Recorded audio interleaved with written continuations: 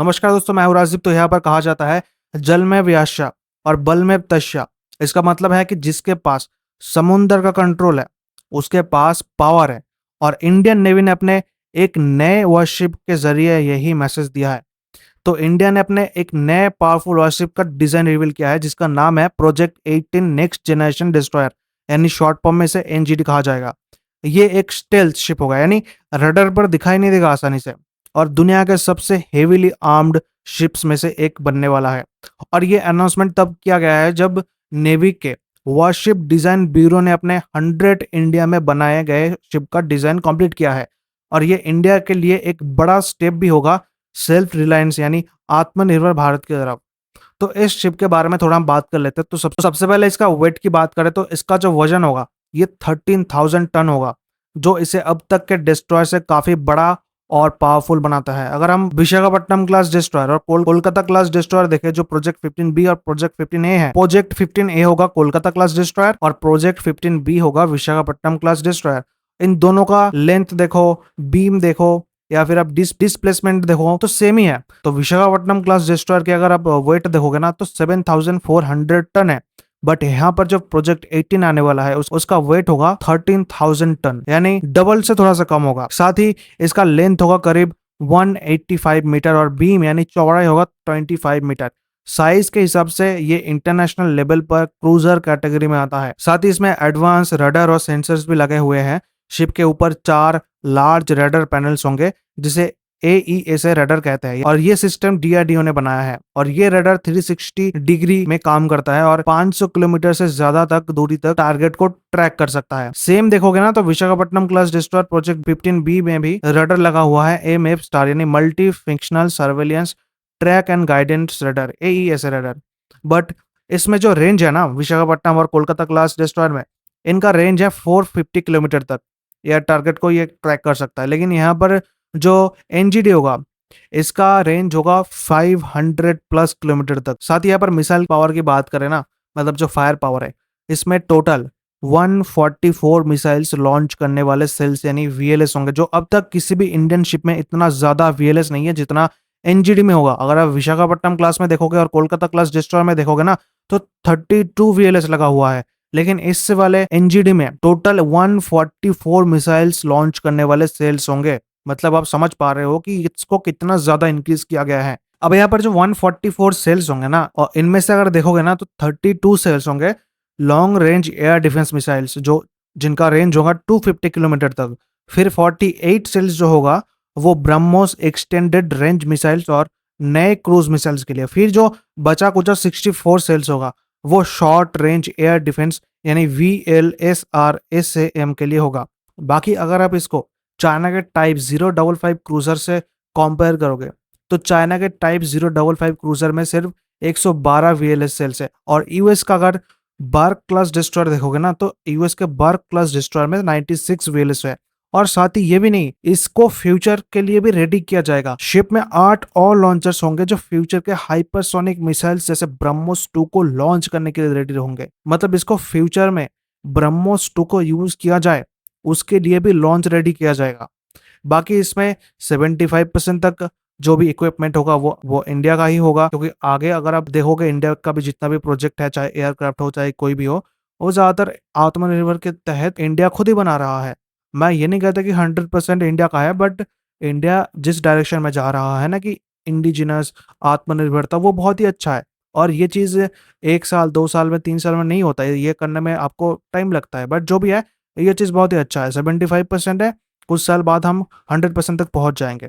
बाकी इसमें advanced stealth design होगा जो इसे रडार से बचाता है, और इसमें इंटीग्रेटेड इलेक्ट्रिक प्रोपल्शन यानी IEP सिस्टम यूज होगा जो फ्यूल एफिशिएंट और साइलेंट होगा।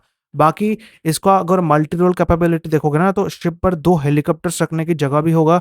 इसमें अंडर वाटर ड्रोन्स और सर्विलेंस ड्रोन्स लॉन्च करने का सिस्टम भी होगा। और साथ ही ये ship anti submarine warfare, mines को डिटेक्ट करना और स्पाइंग जैसे चीजें कर पाएगा।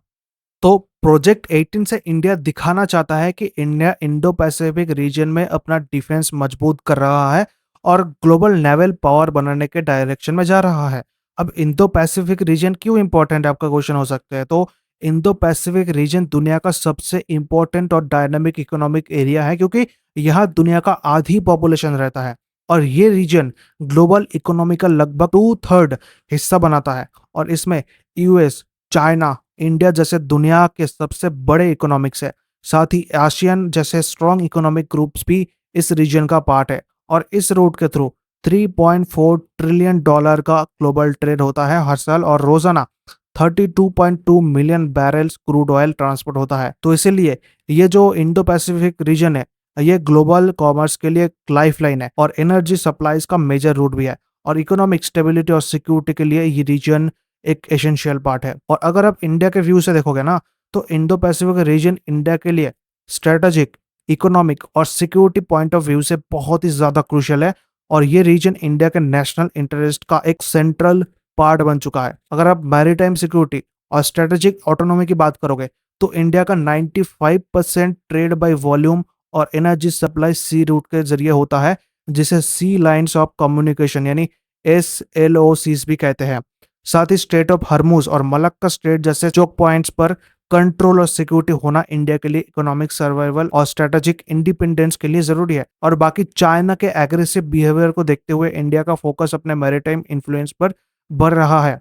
इंडिया की सागर डॉक्ट्रिन यानी security and growth for all in the region इसी विजन को रिफ्लेक्ट करता है। बाकी अगर आप देखोगे ना, तो इंडो पैसिफिक रीजन दुनिया का 60% से ज्यादा जीडीपी और 2/3 ग्लोबल इकोनॉमिक आउटपुट जनरेट करता है। साथ ही इंडिया इस रीजन को यूज करता है ट्रेड और मैन्युफैक्चरिंग बेस डाइवर्सिफाई करने के लिए, ग्लोबल सप्लाई चेन्स का पार्ट बनने के लिए, साथ ही डिजिटल और ग्रीन इकोनॉमी में लिंकेज बनाने के लिए। साथ ही इंडिया का इनिशिएटिव्स भी है देखोगे तो, जैसे इंडो पैसिफिक इकोनॉमिक फ्रेमवर्क यानी IPEF, फिर यहाँ पर free trade agreement with Australia and UAE, ये सब इंडिया के इकोनॉमिक टाइज को स्ट्रेंथन करता है। साथ ही अगर आप जियोपॉलिटिकली देखोगे ना, तो इंडिया इंडो पैसिफिक के सेंटर में लोकेटेड है, specially in the Indian Ocean reason.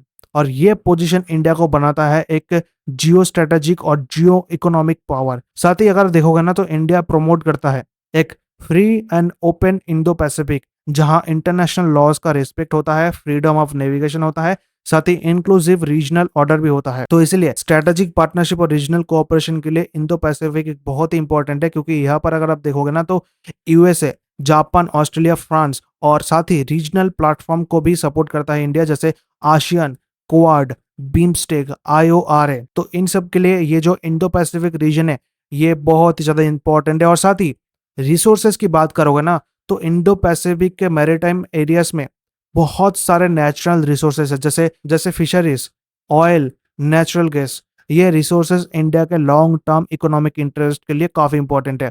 तो कुल मिला के इंडो पैसिफिक रीजन इंडिया के लिए maritime security, economic growth, geopolitical positioning और इंटरनेशनल पार्टनरशिप्स के लिए एसेंशियल है। तो यहाँ पर जो प्रोजेक्ट 18 NGD है, ये एक पावरफुल और फ्यूचरिस्टिक शिप होगा जो इंडिया को इंडो पैसिफिक में मैरीटाइम सुपर पावर बनाने के डायरेक्शन में भूमिका निभाएगा। तो यहाँ पर आप समझ पाए हो कि जो इंडिया इतने बड़े बड़े प्रोजेक्ट्स ला रहे हैं इंडो इंडो पैसिफिक में, तो इसका मेन रीजन ही यही है कि इंडो पैसिफिक एक बहुत ही क्रूशियल और इम्पोर्टेंट रीजन है इंडिया के लिए भी और क्वाड के लिए भी, USA के लिए भी। तो इंडो पैसिफिक को सेफ रखना चाइना जैसे देश से ये इंडिया के लिए टॉप प्रायोरिटी होगा। बाकी इसके ऊपर आप क्या कहते हैं नीचे कमेंट सेक्शन में जरूर बताइए। वीडियो को लाइक कीजिए। धन्यवाद।